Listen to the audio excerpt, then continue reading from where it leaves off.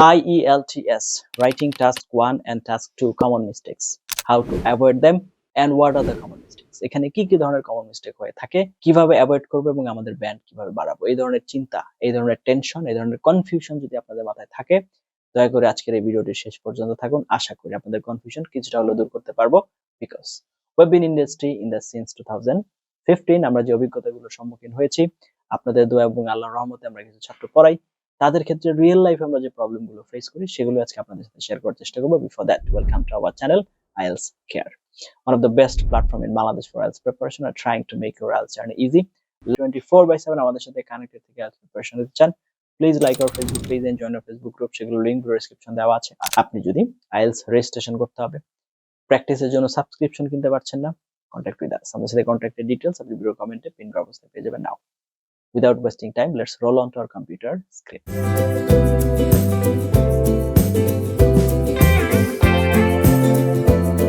তো চলে আসলাম আমরা কম্পিউটার স্ক্রিনে। IELTS writing task 1 and 2 common mistakes গুলো নিয়ে আজকে আমরা একটা আলোচনা করব। তো সর্বপ্রথম আমরা টাস্ক 1 এরটা দিয়ে শুরু করব। Number 1, no clear overview, biggest band killer. তার মানে আপনার হচ্ছে ব্যান্ড কমানোর ক্ষেত্রে এর কোনো জুড়ি নেই। আপনি যদি এইভাবে লেখেন, the graph shows unemployment rate in 5 countries from 2000 to 2020, this is only introduction not overview. তাহলে ওভারভিউটা কেমন হবে, দুটার পার্থক্য ধরার চেষ্টা করেন। এটা হচ্ছে আপনি শুধুমাত্র একটা ইন্ট্রোডাকশন দিয়েছেন। Overall unemployment increased in most countries, with country A showing highest rise while country E remained relatively stable. এর মানে হচ্ছে আপনি একটা ওভারভিউ দিয়েছেন, তার মানে এখানে হাইয়েস্ট এবং লোয়েস্ট কে উল্লেখ করেছেন এবং ওভারঅল সবগুলোকে নিয়ে এসেছেন এবং এটার ধরনে বোঝা যাচ্ছে যে আপনি একটা ওভারভিউ দিয়েছেন। তাহলে ওভারভিউতে কি থাকতে হবে দেখেন, ওভারভিউতে মেইন ট্রেন্ডটা থাকতে হবে, কম্পারিজন থাকতে হবে। উইদাউট ওভারভিউ ব্যান্ড 5 ম্যাক্সিমাম, মানে টোটাল ওভারভিউ দিতে না পারলে বা ওভারভিউ যদি না দেন তাহলে 5 এর বেশি যাওয়া সম্ভব হবে না। এরপরে strategy, always right 1 to 2 sentences, ask yourself highest, lowest, increase, decrease, stable কোনটা আছে সেই অনুযায়ী লেখেন। এরপর হচ্ছে ডেটা লিস্টিং উইদাউট কম্পারিজন, আপনি হচ্ছে শুধু লিস্ট করে গেলেন, in 2000 it was 5%, in 2005 it was 6%, in 2010 it was 8%. No, this is storytelling, not analysis. Analysis মানেই হচ্ছে সেখানে আপনার কম্পেয়ার করতে হবে, এখান থেকে এখানে কত পার্সেন্ট বাড়ছে, কত পার্সেন্ট কমছে, এগুলো অ্যানালাইজ করতে হবে। কারেক্ট কি? The figure rose gradually from 5% in 2010 to 8% in 2010, showing a steady upward trend. তার মানে এই যে বলে দিলাম যে এটা বাড়ছে, এটাই হচ্ছে আমি অ্যানালাইসিস এবং কম্পারিজনটা বলে দিলাম। Strategy, use trend language, rose, fell, peaked, remained, stable, compare groups not years only, গ্রুপগুলো ধরে কম্পেয়ার করার চেষ্টা করবেন। এরপরে আসেন wrong tense, the number of users increases sharply in 2010, the number of users increased sharply in 2010, কারণ হচ্ছে 2010 তো এখন না, এখন হচ্ছে 2026 সাল। তো এখন যদি আপনি এটা প্রেজেন্ট টেন্সে লেখেন তাহলে তো হবে না, এটা পাস্ট টেন্সে যাবে। Past years, past simple. Future projection, will, is, expected to, এগুলো আসবে ফিউচার প্রজেকশনের জন্য। Okay, using reasons, opinions, not allow it, this happen because people became more aware. No, এখানে আপনার মতামত দেওয়ার কোনো সুযোগই নেই।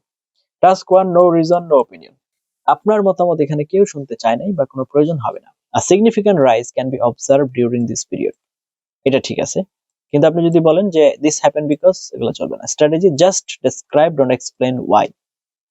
ওকে, word count panic, writing 220 plus words with repetition, এটার চাইতে মানে আপনি মনে করেন 220 ওয়ার্ড অনেক ভুল টুল করে লিখছেন, তার চাইতে 160 থেকে 90 ওয়ার্ড লিখলেন, সুইট স্পট যথেষ্ট, সঠিকভাবে যদি লেখেন।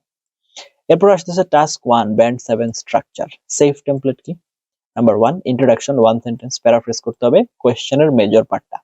Overview 1 to 2 sentences, body 1 main trend, body 2 comparison or details, এইভাবে করতে পারেন। ওকে, এরপর হচ্ছে আইএলটিএস রাইটিং টাস্ক 2 এর কমন মিস্টেকস গুলো কি? Number 1, not answering the question properly, যদিও এটা শুনতে অনেকটাই সিলি শোনাচ্ছে কিন্তু পরীক্ষার সময় এটাই ঘটে। কোয়েশ্চেনের ক্ষেত্রে do you agree or disagree, wrong, there are advantages and disadvantages, আপনি এটা যদি লেখেন তাহলে তো হবে না, দিস ইজ রং টাইপ, হবে না। তাহলে সঠিক কি? I completely agri that. তাহলে স্ট্র্যাটেজি কি হবে? Underline keywords, agree or disagree, discuss both, causes and solutions, advantages outweigh disadvantages.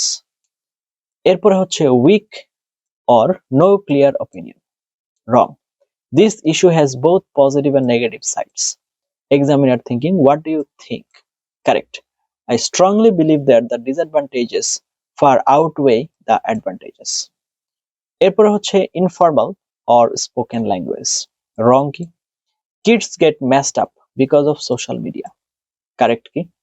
Children may be negatively affected by excessive use of social media. Strategy: avoid kids, stuff, a lot, things, get, use, children, factors, significant, opt-in.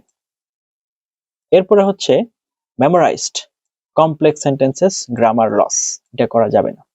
তারপরে যদি লেখেন যে although despite the fact that many people, বুঝা যাবে examiner sees confusion. Correct যদি লেখেন যে although many people believe, I argue that, এভাবে হলে ঠিক আছে। ক্লারিটি থাকতে হবে কমপ্লেক্সিটির চাইতে বেশি। One idea, one sentence, enough. এরপর হচ্ছে poor paraphrasing. Wrong কি? One big paragraph না করে 4 paragraphs, introduction, body 1, body 2 and conclusion. এগুলো যদি ঠিকমতো করেন, সরি, এটা কিন্তু poor paraphrasing না, এটা হচ্ছে poor paragraphing. একটু খেয়াল রাখতে হবে। ওকে, তারপরে হচ্ছে no examples or overall general examples. For example, many countries suffer. Over general দেওয়া যাবে না, তো এটা হচ্ছে over general. For example, many countries suffer. No. For example, in Bangladesh, urban traffic congestion has increased due to population growth. এটা ঠিক আছে। Okay, এরপর আসতেছে টাস্ক 2 ব্যান্ড 7 প্লাস স্ট্রাকচার। তাহলে ইন্ট্রোডাকশন কি বলছে? Paraphrase plus clear opinion. Body paragraph কি বলছে? Topic, sentence, explanation, example and mini conclusion. তারপর হচ্ছে conclusion, restate opinion or no new ideas. তো এগুলো একটু খেয়াল রাখতে হবে। 14 ডে ইমপ্রুভমেন্ট স্ট্র্যাটেজি, রিয়েলিস্টিক হতে হবে। কিভাবে? Daily 60 to 90 minutes. Day 1 to 4 কি করতে হবে? Task 1 only, write 1 report or day per day, focus on overview and comparison. এরপরে হচ্ছে day 5 to 9, task 2 only, practice 1 question type per day, write full essay plus analyze mistakes. Day 10 to 12, mix task 1 or task 2, timed practice. এরপরে হচ্ছে day 13 to 14, rewrite your old answers, compare band 5 versus band 7 style. Golden rules, যেটা আপনাকে time save করবে। Clear overview দিবেন, clear opinion দিবেন, simple but accurate grammar, logical paragraphs and relevant examples. এই জিনিসগুলো দেওয়ার চেষ্টা করবেন। এই যেগুলো যদি আপনারা ঠিকঠাক মতো করতে পারেন, আশা করা যায় যে রাইটিং এর কমন মিস্টেক গুলো দূর করা যাবে এবং আপনি ভালো করতে পারবেন। তো আশা করি যে লেসনটা আপনারা দেখেছেন, এই লেসনে ব্যবহৃত যে পিডিএফটা আছে, এগুলো যদি প্রয়োজন হয় আপনাদের, ভিডিওর কমেন্টে আপনাদের মেল আইডিতে কমেন্ট করে দিবেন। আর যে প্রবলেমগুলো বললাম, এগুলো আরো ভালো করে বোঝার জন্য আপনাদের কিছু রেফারেন্স দিয়ে দিচ্ছি। আমাদের চ্যানেলে আইএলটিএস রাইটিং এর যে প্লেলিস্ট আছে, এখানে টাস্ক 1 এবং 2 এর কিছু বেসিক লেসন আছে।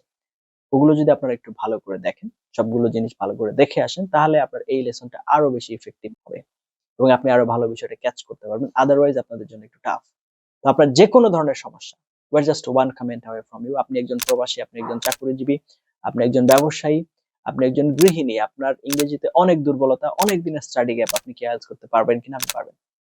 With proper strategy, proper method, you can. Just you need to believe on yourself. If you cannot believe on yourself, nobody is gonna believe on you. You need to believe on yourself first, then the world will believe on you. Thank you for watching until now. Let's meet in some other video. Till then, have a nice time. Assalamu alaikum wa rahmatullahi wa barakatuh.